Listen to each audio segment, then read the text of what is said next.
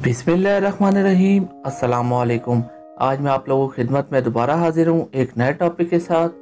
आज हम बात करेंगे कि F-16 प्रोग्राम के पस मंज़र, इसके तमाम ब्लॉक की तफसीलात, इसकी तारीख और सलाहियतों के अलावा इसराइल, यूएई और पाकिस्तान के ज़ेर इस्तेमाल मुख्तलिफ F-16 ब्लॉक में क्या फ़र्क है। आज मैं आपको इसकी पूरी तफसीलात बताऊँगा। F-16 की एवोल्यूशन यानी इर्तिकाब पर तफसीली बात होगी। 1968 में सोवियत यूनियन के high performance MiG-25 intercept development पर अमेरिका ने नए एयरक्राफ्ट के हसूल का मंसूबा शुरू किया। FX प्रोजेक्ट के तहत 18,000 kilogram maximum take off rate, मार्क 2.5 की स्पीड और high thrust to weight ratio रखने वाले रिक्वायरमेंट रखी।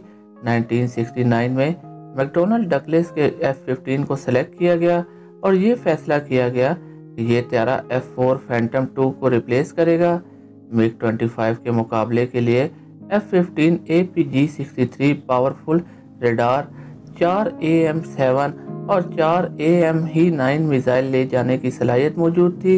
लेकिन जैसे जैसे FX प्रोग्राम जारी रहा तो USA एयरफोर्स को इसकी बासलाहियत लेकिन महंगे एयरक्राफ्ट से एक्यूपेट किए जाने का चैलेंज दरपेश था। ऐसे वक्त में फाइटर माफिया की जानिब से बहस छेड़ दी गई कि यूएस एयरफोर्स के लिए एक ऐसा एयरक्राफ्ट होना चाहिए जो वजन में हल्का हो ताकि तेजी से बुलंदी पर परवाज करे और बर वक्त रफ्तार से अपनी सिमत बदल सके। इसके अलावा लाइट वेट होने और छोटा त्यारा होने पर इसको तैयार और ऑपरेट करने पर भी खर्च कम आएगा। शुरू में एयरफोर्स की जानिब से इस पर कान न धरे गए, लेकिन कुछ अरसे बाद ये रियलाइज किया गया कि F-15 को ज़्यादा तादाद में हासिल करने के लिए इतना बजट ही दस्तयाब नहीं होगा। लिहाजा इस वक्त एयरक्राफ्ट माफिया की बातों को अहमियत दी जाने लगी। 1971 में डिपार्टमेंट ऑफ डिफेंस के सपोर्ट से एयरफोर्स में प्रोटोटाइप स्टडी ग्रुप का क़याम अमल में लाया गया। 6 उम्मीदवारों में से 2 के इंतखाब किया गया और यूं लाइट वेट फाइटर पर काम का आगाज हुआ। रिक्वेस्ट फॉर प्रपोजल 6 जून 1972 को पब्लिश की गई। यूएस एयरफोर्स ने वियतनाम की जंग, 6 डे अरब इसराइल लड़ाई और इंडिया पाकिस्तान की जंग से हासिल होने वाले तजुर्बे की रोशनी में एक फास्ट, हाई मैनरेबल और 20 टन वजनी तैयारे की डिमांड की।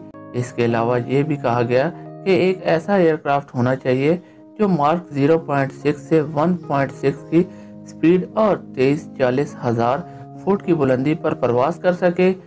जिन्होंने बेल तरतीब YF-16 और YF-17 प्रोटोटाइप मैन्युफैक्चर किए।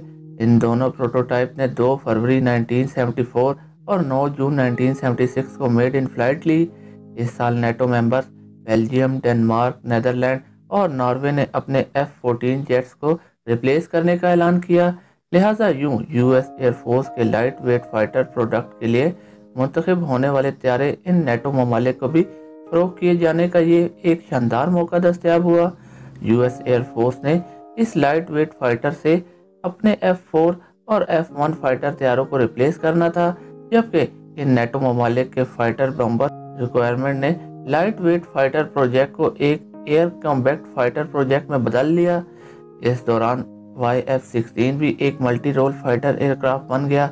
इस तैयारे के अंदर विंग पायलट को 2 से 3 कर दिया गया, जबकि रडार की रिक्वायरमेंट्स भी तब्दील कर दी गई। प्लॉट एंड विटनी के F-100 टर्बोफैन इंजन ने अहम किरदार अदा किया, क्योंकि इंजन को F-15 पर भी इस्तेमाल किया गया था, जिससे न सिर्फ YF-16 को YF-17 इंतखाब से इंजन का और ऑपरेटिंग कास्ट भी कम करने में मदद मिली। फुल स्केल डेवलपमेंट यानी FSD तक इन तैयारों में हार्ड पॉइंट को 5 से 9 तक कर दिया गया। मिड 1975 तक इन एयरक्राफ्ट के साइज, वजन और सलाहियत में काफी इजाफा हो गया। एयर कॉम्बैट फाइटर का मुकाबला जीतने के 2 साल बाद जनरल डायनेमिक्स के F-16A तैयारे ने 8 सितंबर 1976 को फर्स्ट फ्लाइट ली।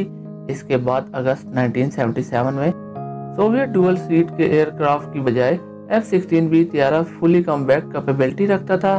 बी मॉडल में फर्क ये था कि रेयर कारपेट की वजह से इन एयर में ए मॉडल की बजाय 17% कम फ्यूल कैपेसिटी थी।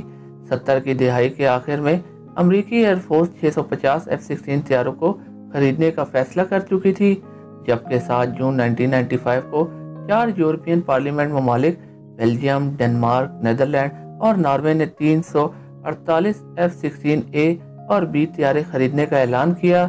ان یورپی ممالک جیسے بیلجیم نے 116، ڈنمارک نے 58، نیدرلینڈ نے 102 اور ناروے نے 72 ایئر کرافٹ آرڈر کیے۔ اس مقصد کے لیے یورپ میں 2 پروڈکشن لائنز کا قیام بھی عمل میں لایا گیا، جس میں سے ایک نیدرلینڈ اور دوسری بیلجیم میں تھی۔ ڈیزائن سے لے کر اب تک F-16 میں کئی طرح کی نئی صلاحیتوں کا اضافہ کیا گیا ہے۔ تمام میجر تبدیلیاں F-16 کے بلاک کی صورت میں دیکھنے کو ملی ہیں۔ جیسے جیسے بلاک نمبر بڑھتے گئے F-16 کی صلاحیتوں میں اضافہ ہوتا گیا۔ اب تک 8 مختلف ماڈلز میں 4500 F-16 year craft manufacturing confederation کے ساتھ اس وقت F-16 دنیا کے 19 ممالک کے زیر استعمال ہیں۔ آج بھی دنیا بھر کے 25 سے زائد ممالک کے ایئر فورس 3000 سے زائد F-16 استعمال کر رہی ہے۔